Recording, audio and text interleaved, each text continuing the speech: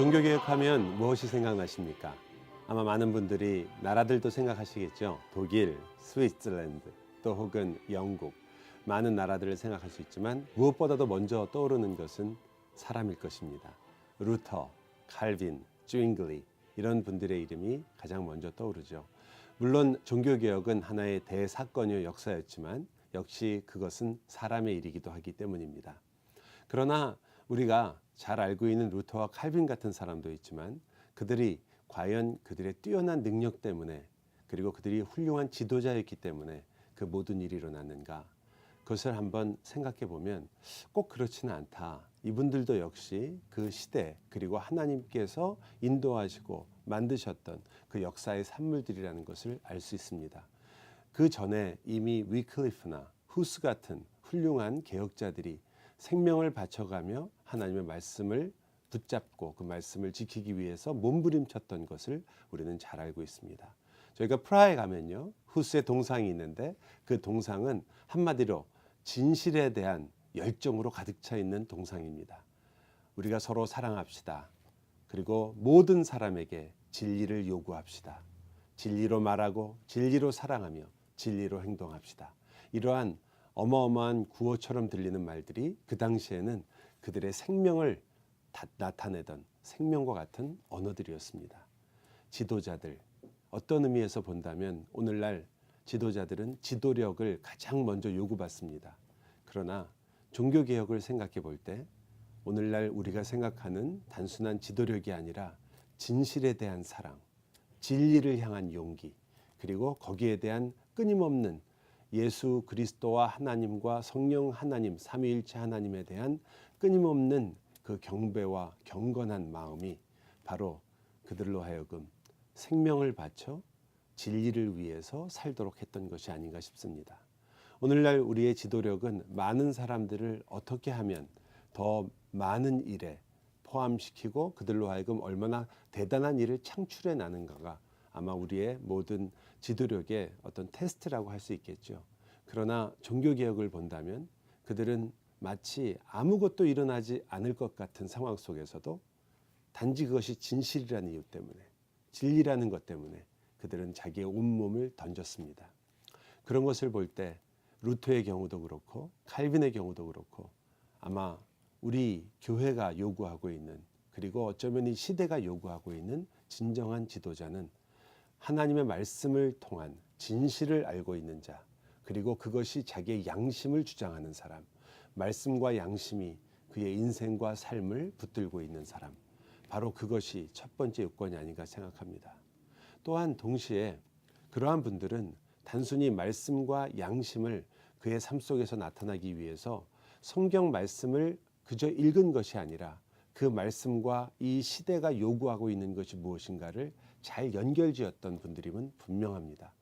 왜냐하면 우리가 대개 생각하듯이 그 시대에서 그저 수도원이나 혹은 골방에서 성경책만을 읽다가 나온 것이 아니라 그들은 그 당시 교회가 어떠한 상황 속에 있었으며 무엇이 가장 문제였는지를 자기의 몸으로 느끼던 분들이었기 때문입니다. 그 당시에 많은 민중들이 그리고 많은 사람들이 요구했던 변화가 있었지만 그것을 충분히 알고 있었지만 동시에 이분들은 그것이 어떻게 하면 자기의 인생과 삶 속에서 하나님의 말씀과 연관될 것인가를 고민했었습니다. 왜냐하면 그들에게 있어서 진정한 지도력은 이 세상을 단순히 파악하는 것이 아니라 이 세상과 그 하나님의 말씀이 어떻게 연관되어 있는가를 아는 것이기 때문입니다. 그렇다면 여러분과 제가 이 지도력으로부터 우리가 대개 말하는 이 종교개혁의 지도자들로부터 무엇을 볼 수 있을까요? 우리는 현대교회에서도 우리가 교회를 얼만큼 이해하고 알고 있는지를 생각하게 됩니다. 우리 많은 분들이 교회를 위해서 걱정을 합니다. 교회 이런 부분들이 어렵다. 교회 지도자들이 지금 너무나 부패해 있다. 교회 지도자들이 너무나 많은 문제를 안고 있다. 아마 정확한 지적들이 많을 것입니다. 그러나 지적보다 더 중요한 것은 그 지적을 하나님의 말씀과 어떻게 연관시키냐는 것일 것입니다. 그리고 그것이 무엇을 어떤 하나님의 말씀으로 그것이 변화될 수 있으며 치료될 수 있는가, 그것을 발견하는 거였겠죠. 당시 사제들 그리고 당시 종교개혁의 대상자였던 많은 시스템들은 분명히 많은 사람들에게 지적을 받았었습니다. 루터도 칼빈도 그것이 얼마나 문제인가를 잘 알았습니다. 그러나 루터는 그것이 바로 우리가 죄가 무엇이며 그 죄를 어떻게 해결할 수 있으며 하나님 앞에서 어떻게 그것이 믿음으로 말미암는 우리의 삶 속에서 해결되는가를 알았던 사람이었습니다.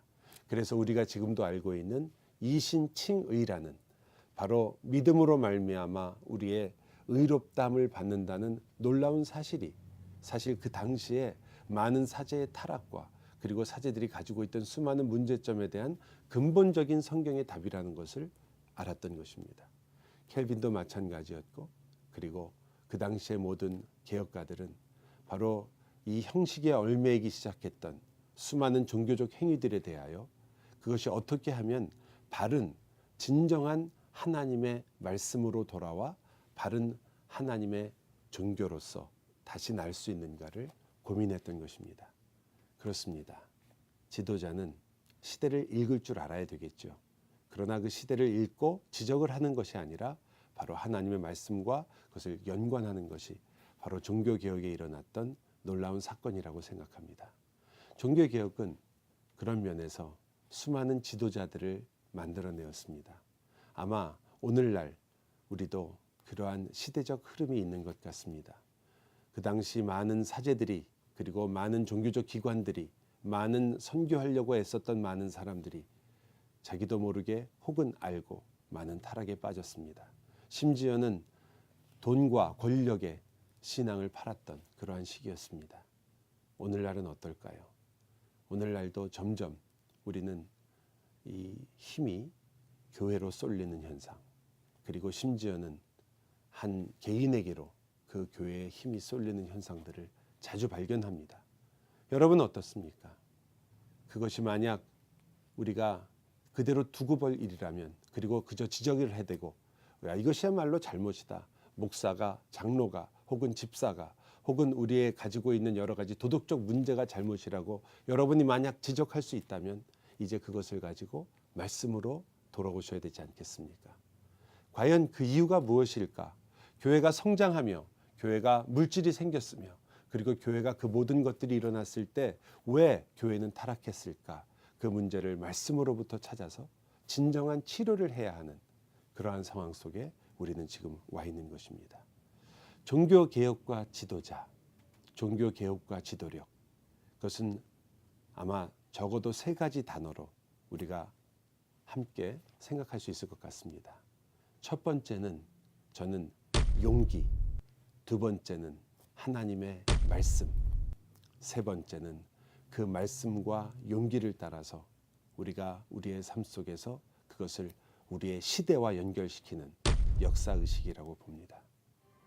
여러분, 교회는 바로 이러한 지도력을 지금도 필요로 하고 있고 그것은 지도력이라기보다는 진실을 향한, 진리를 향한, 말씀을 향한 참다운 용기일 것입니다. 이것이 바로 종교개혁이 우리에게 가르쳐준 것이고 우리가 끊임없이 배워야 할 중요한 내용이라고 생각합니다. 감사합니다.